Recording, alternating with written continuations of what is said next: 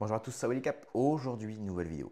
Dans cette vidéo, chers amis, on va parler de quelque chose d'assez intéressant. C'est lié évidemment à l'inéligibilité du RN, lié donc évidemment à leur procès qui a fait parler, qui a ému la France entière, bien évidemment, puisque les juges ont rendu le verdict et donc Marine Le Pen sera inéligible pour 2027. Elle qui était aux portes du pouvoir, elle qui tient d'ailleurs le parti le plus populaire de France.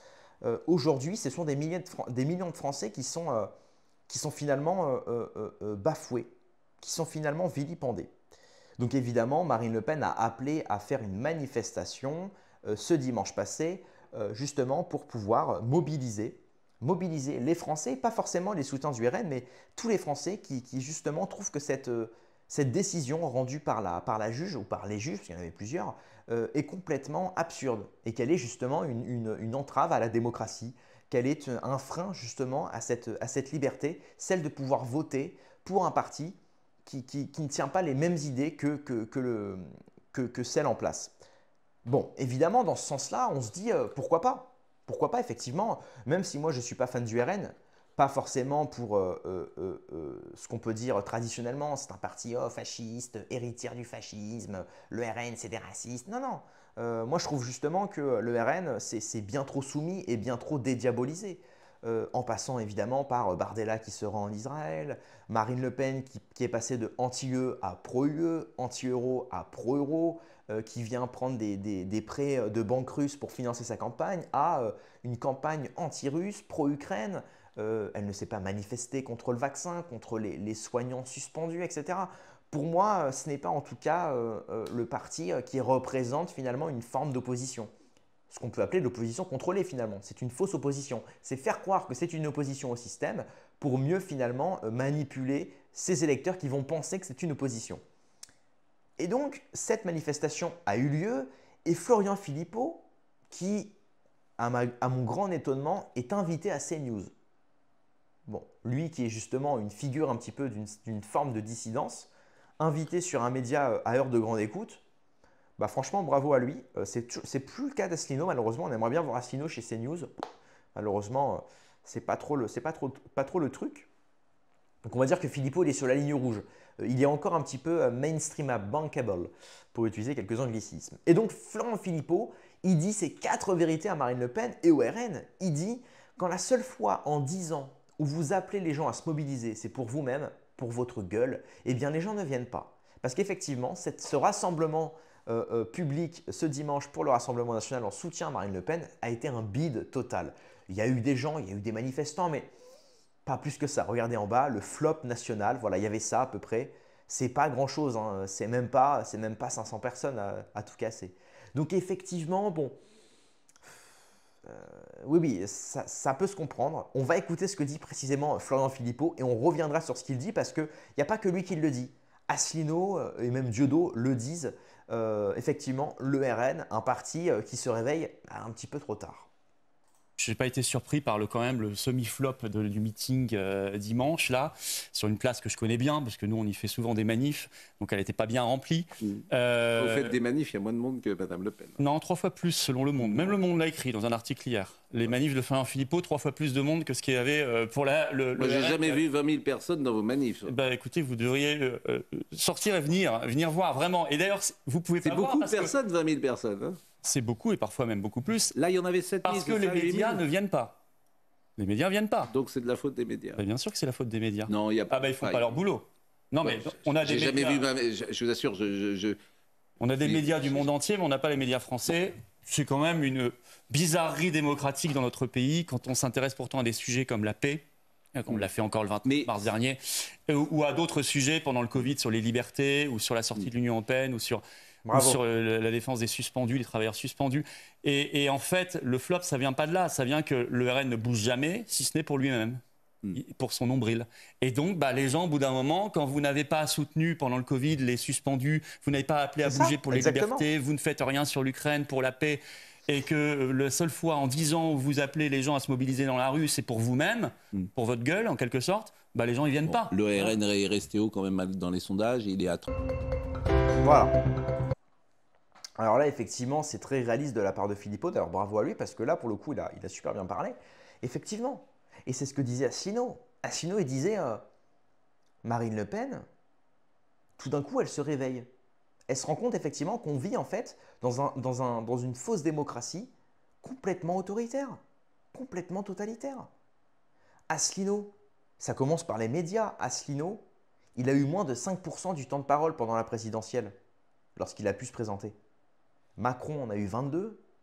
Marine à peu près pareil, dans la vingtaine de temps de parole donné. Alors certes, Asselineau n'est peut-être pas le candidat favori, n'est peut-être pas celui qui a le plus de pourcentage, celui qui intéresse le plus, etc. Mais c'est indéniable. Asselineau, il fait des millions de vues. Asselineau, il intéresse la culture Internet. Il intéresse les gens qui sont d'une certaine manière dépolitisés de manière politicienne. C'est-à-dire qu'ils n'aiment plus la politique classique. Il s'intéresse justement aux scandales que révèle Asselineau, notamment sur par exemple les fonds perçus par BHL pour ses films qui bident, ou même encore l'arnaque du RN, ou d'autres scandales dans le genre. Il fait vraiment le boulot. Et lui n'a eu que moins de 5% du temps de parole. Où était Marine Le Pen pour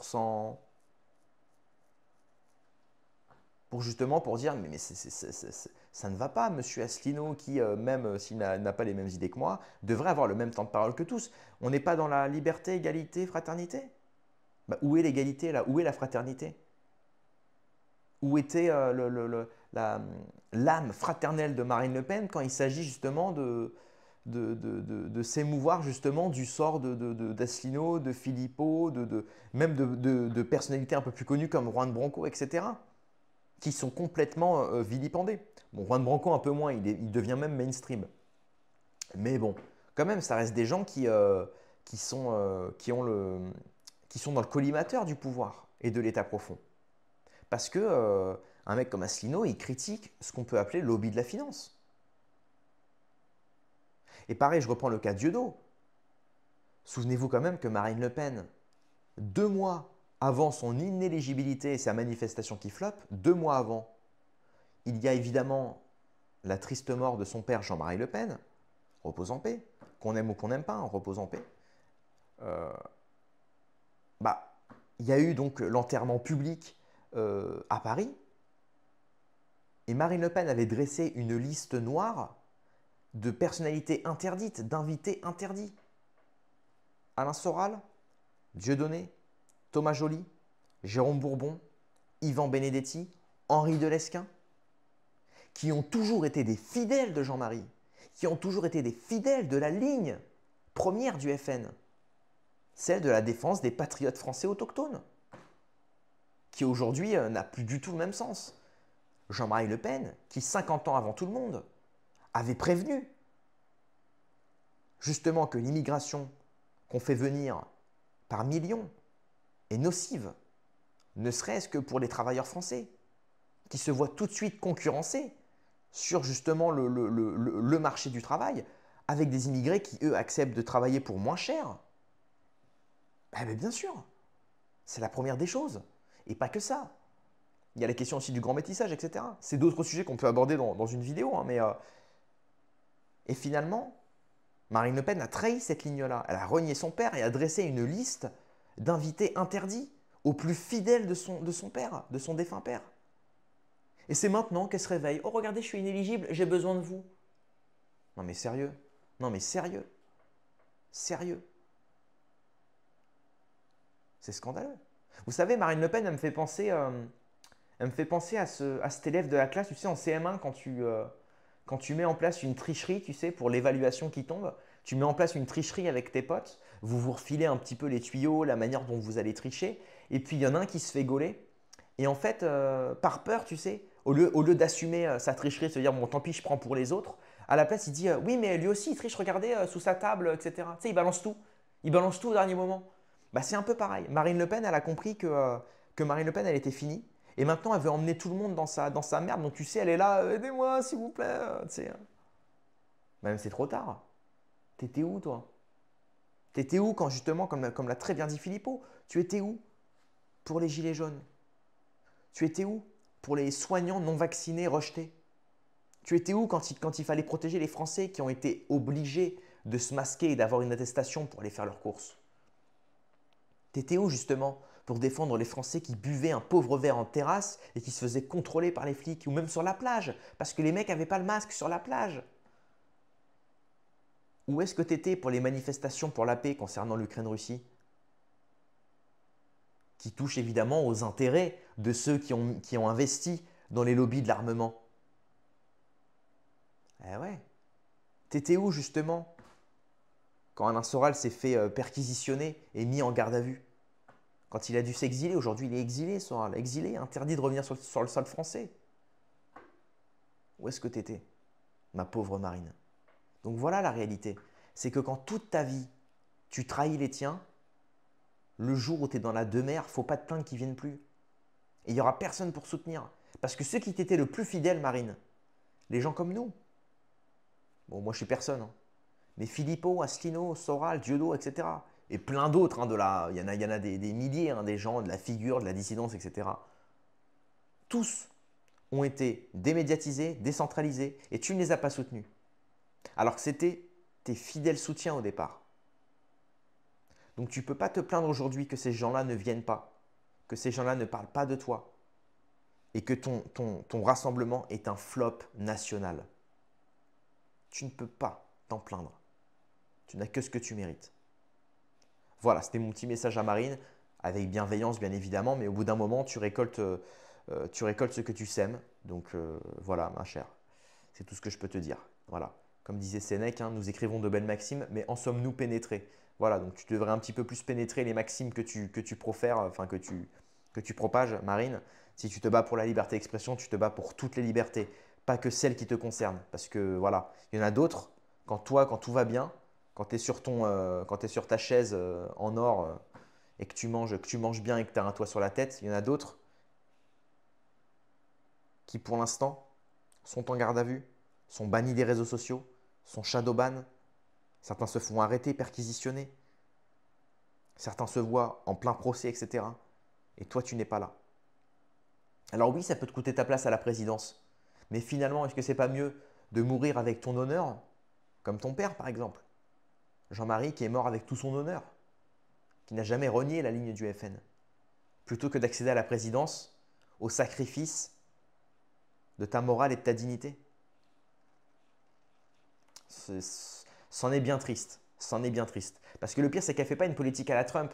Elle pourrait faire une politique à la Trump, se soumettre par exemple aux Israéliens et aux sionistes dans le but juste par opportunisme, pour derrière faire son… Vous savez, c'est pas un mal pensant, mais c'est quelqu'un qui dit un petit peu ce qu'il pense, Donald Trump. Au moins, il y a ça. Marine Le Pen, c'est même pas ça, quoi. Elle se soumet, mais en plus, c'est vraiment, même quand on lui donne le temps de parole, même quand on lui donne la parole, c'est vraiment… elle se soumet encore plus, quoi, pour être bien sûr que voilà, qu'elle ait sa place au chaud. Et bien Macron, il te l'a bien mise à l'envers. Voilà. Bref, c'est tout pour cette vidéo, chers amis. Rendez-vous dans quelques heures demain pour une prochaine vidéo. Abonnez-vous, mettez un like. Paix et amour sur mes amis et mes ennemis. Et surtout, sur mes ennemis.